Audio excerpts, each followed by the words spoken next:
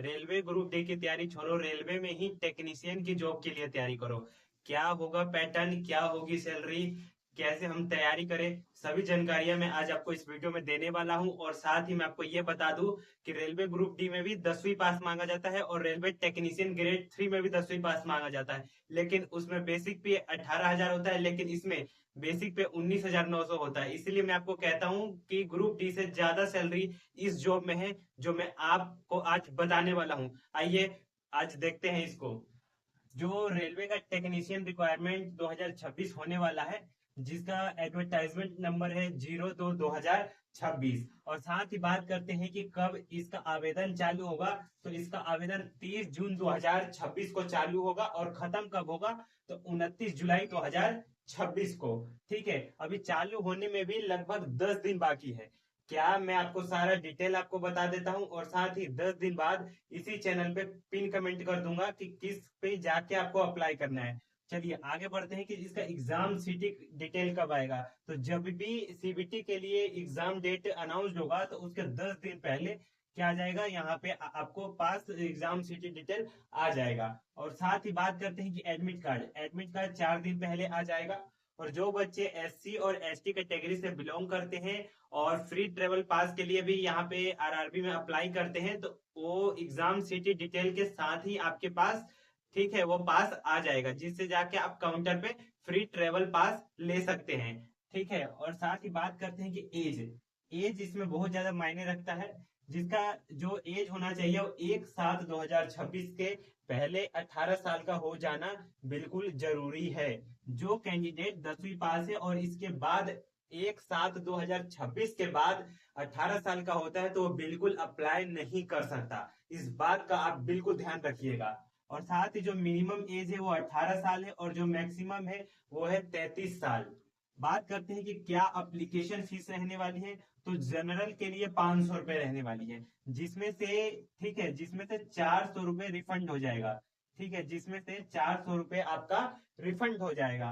और बात करते हैं एससी एसटी के लिए, तो यहाँ पे एप्लीकेशन फीस 250 रहने वाला है। और ऑल कैटेगरी की फीमेल्स के लिए भी यहाँ पे जो एप्लीकेशन फीस रहने वाला है वो 250 रहने वाला है, जो कि वो फुली रिफंडेड हो जाएगा जब आप सीबीटी 1 एग्जाम में अपीयर होंगे। ठीक है, चलिए आगे बढ़ते हैं कि करेक्शन चार्ज, जब आप फॉर्म भरेंगे तो जो भी गलतियां होंगी फॉर्म में, कोई भी त्रुटि हो जाए तो उसके सुधार के लिए आपको फिर से 250 रुपीज पे करना होगा, जो कि बिल्कुल रिफंडेबल नहीं है। तो मेरा यही सुझाव है कि आप लोग फॉर्म भरिएगा, ध्यान से भरिएगा।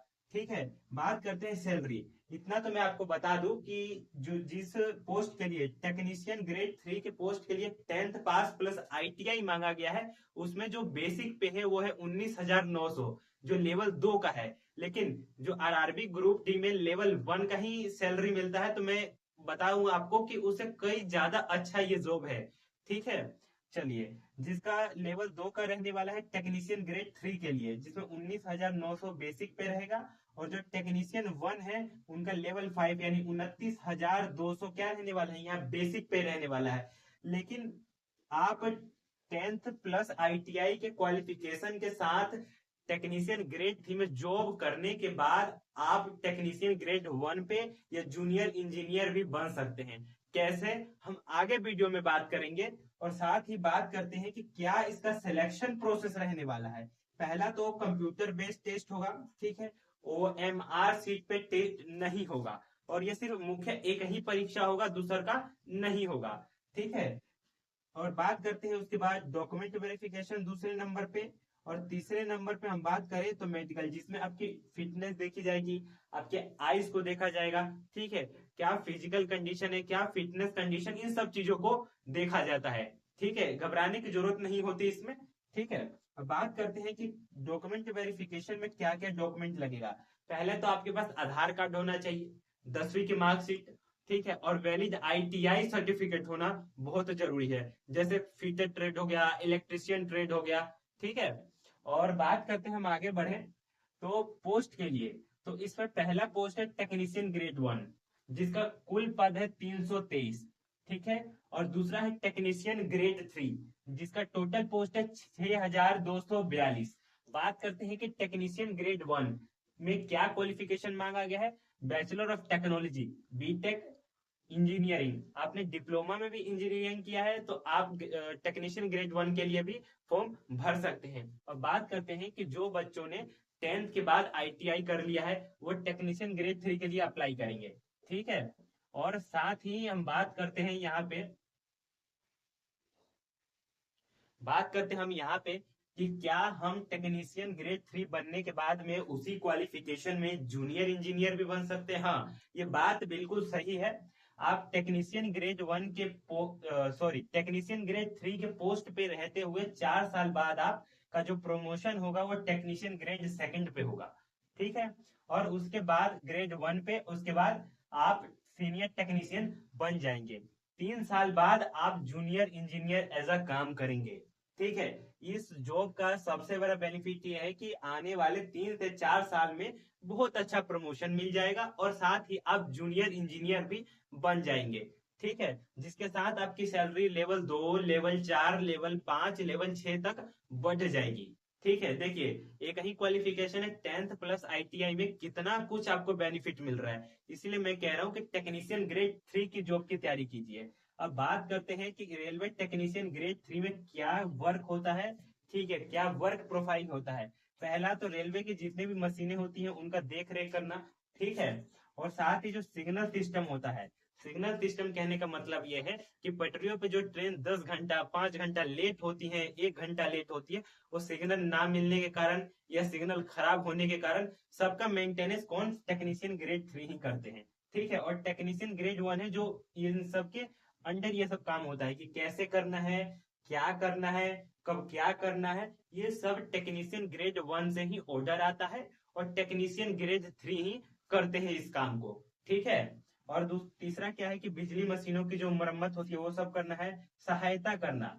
अभी बात किया हमने कि टेक्नीशियन ग्रेड 1 में जो इंजीनियर होते हैं, जो सीनियर इंजीनियर होते हैं, उनकी सहायता करना।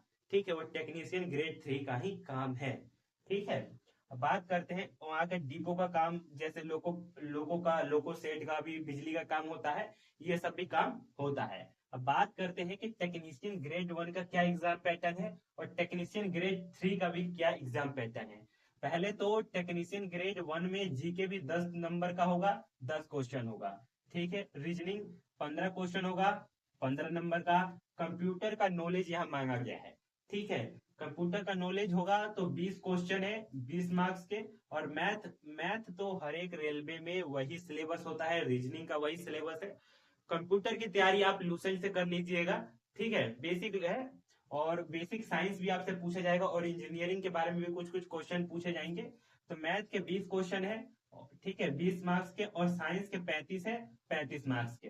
ठीक है, इन सब के लिए भी आपको 90 मिनट मिलेगा और टेक्नीशियन ग्रेड 3 में भी आपके 90 मिनट मिलेगा। ठीक है, लेकिन बात यह है कि टेक्नीशियन ग्रेड 3 में कंप्यूटर का क्वेश्चन नहीं पूछा जाता। इसमें जीके का 10 क्वेश्चन है, 10 नंबर का।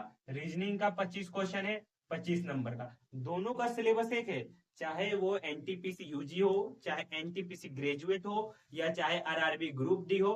ठीक है, चाहे पैरामेडिकल हो, जो मैथ रीजनिंग का सिलेबस होता है वो सेम होता है। लेकिन बात इस चीज पे डिपेंड करता है कि क्वेश्चन बनने का लेवल क्या है। ठीक है, सबसे ज्यादा इस बात पे डिपेंड होता है कि क्वेश्चन का लेवल क्या होगा। ठीक है, बात करते हैं साइंस के, इसमें 40 क्वेश्चन है, 40 नंबर के, और मैथ के 25 है, 25 नंबर के। दोनों एग्जामों में आपको 90 मिनट दिया जाएगा। ठीक है, और पीडब्ल्यूबीडी के लिए 30 मिनट एक्स्ट्रा दिया जाएगा।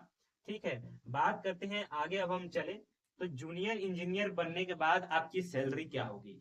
सैलरी आपकी लेवल 6 तक चली जाएगी। मात्र आपको बढ़िया से 4 साल तक रेलवे में काम करना है, अपना योगदान देना है। इसके बाद आप जूनियर इंजीनियर के रूप में काम करेंगे। ठीक है, ये मैंने आपको रेलवे टेक्नीशियन रिक्वायरमेंट 2026 के बेनिफिट बताए हैं। ठीक है, जो बच्चे 10th प्लस आईटीआई करके ग्रुप डी की तैयारी कर रहे हैं तो उनके लिए सबसे बेस्ट जॉब है कि आप इसकी तैयारी करिए। मैं मना नहीं कर रहा कि आप ग्रुप डी की तैयारी मत करिए, ग्रुप डी की तैयारी करिए। ठीक है, लेकिन एज अ बेस्ट जॉब है 10th प्लस आईटीआई के लिए।